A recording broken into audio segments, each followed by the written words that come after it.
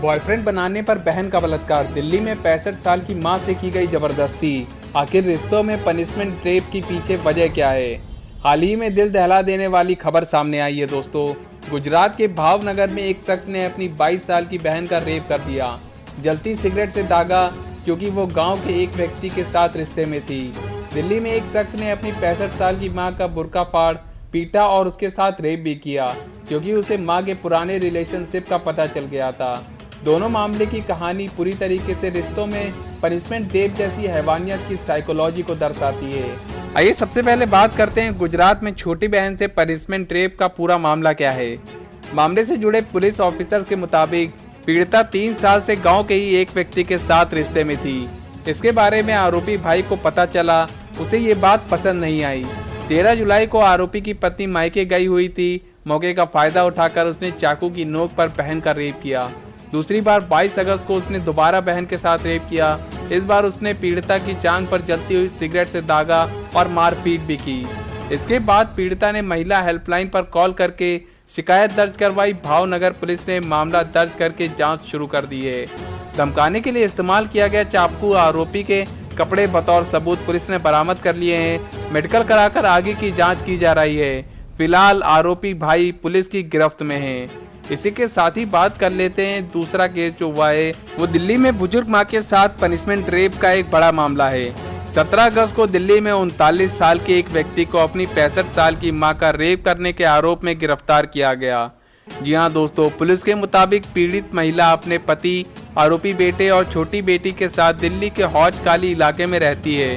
परिवार में एक बड़ी बेटी भी है जो शादीशुदा है और पास ही अपने ससुराल में रहती है। 17 जुलाई को महिला अपने पति और छोटी बेटी के साथ हज के लिए सऊदी अरब गई थी। इसी बीच आरोपी ने पिता को फोन करके जल्द से जल्द दिल्ली लौटने और मां को तलाक देने को कहा। 1 अगस्त को परिवार दिल्ली लौटा था। आरोपी ने मां को एक कमरे में बंद किया और जबरन बुर्का उतारने को कहा। मां से कहा, तुमने मेरा बचपन बर्बाद कर दिया क्योंकि तुम्हारा किसी से अवैध संबंध था। इसके बाद महिला घर छोड़कर अपनी बड़ी बेटी के यहाँ चली गई। 11 अगस्त को लौटी तो आरोपी ने अकेले में बात करने का बहाना लेकर पीड़िता को एक कमरे में बंद कर दिया और फिर उसके साथ घिनौनी हरकत की। आरोपी ने कहा कि वह उन्हें पिछले रिश्ते की सजा दे रहा है। 14 अगस्त को देर रात करीब 3:30 बजे आरोपी ने पीड़िता को दोबारा रेप किया। महिला ने छोटी बेटी को आपबीती सुनाई, जिसके बाद बेटी मां को लेकर हौज काजी थाने गई और आरोपी बेटे के खिलाफ शिकायत दर्ज करवाई। वहीं यहां पर एक और मामला सामने आया है जिसमें मां बहन जैसे रिश्ते में भी पनिशमेंट रेप के पीछे के साइकोलॉजी सामने आई है। पनिशमेंट रेप का रिवेंज रैप या पेबैक रैप भी कहा जाता है।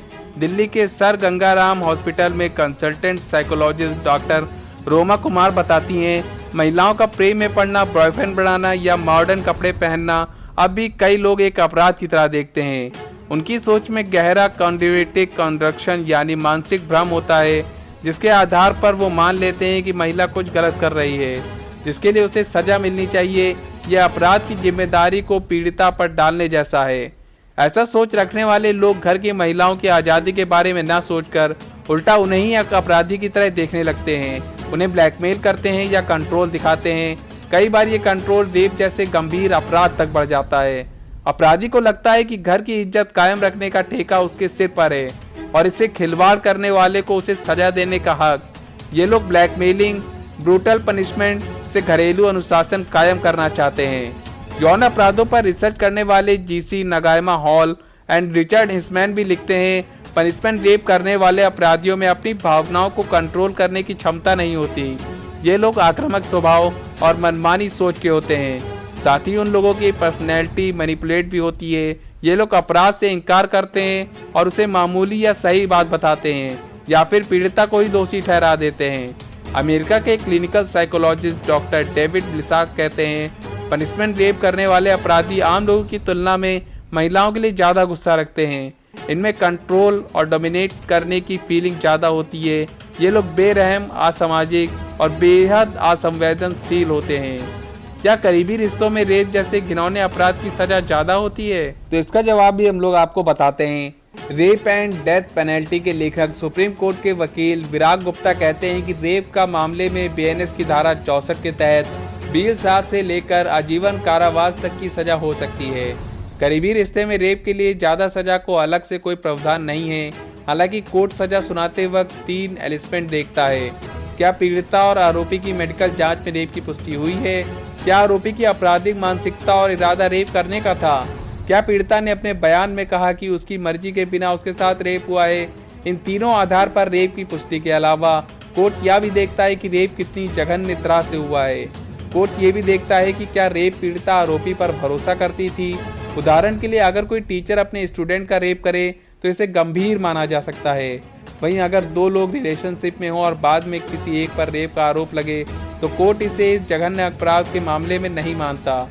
इसके अलावा कोर्ट को सजा देने के पीछे अपराधियों का संदेश देने का इरादा होता है। इन सब पहलुओं को ध्यान में रखते हुए कोर्ट रेप के मामले में न्यूनतम 20 साल या अधिकतम उम्र कैद की सजा सुना सकता है। भारत में करीबी रिश्तों में रेप के आंकड़े लगभग कितने हैं, आइए इस पर भी बात कर लेते हैं। नेशनल क्राइम रिकॉर्ड्स ब्यूरो यानी NCRB की रिपोर्ट के मुताबिक 2022 में 31,516 रेप के मामले दर्ज हुए। इनमें 96.6% यानी 30,454 मामलों में आरोपी को पीड़िता को जानने वाला करीबी दोस्त, परिवार का सदस्य या रिश्तेदार ही निकला। वहीं नेशनल फैमिली हेल्थ सर्वे 5 की रिपोर्ट कहती है कि करीबी रिश्ते में रेप या यौन हिंसा के 99% मामले रिपोर्ट नहीं होते।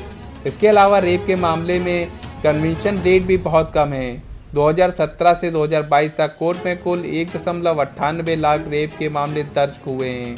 इनमें से 92,126 मामलों में ट्रायल हुआ और सिर्फ 29.76% यानी 27,419 मामलों में ही सजा हुई है। Crime report headline today. तो दोस्तों मिलते हैं अगली नई वीडियो में, तब तक के लिए धन्यवाद। वंदे मातरम, जय हिंद।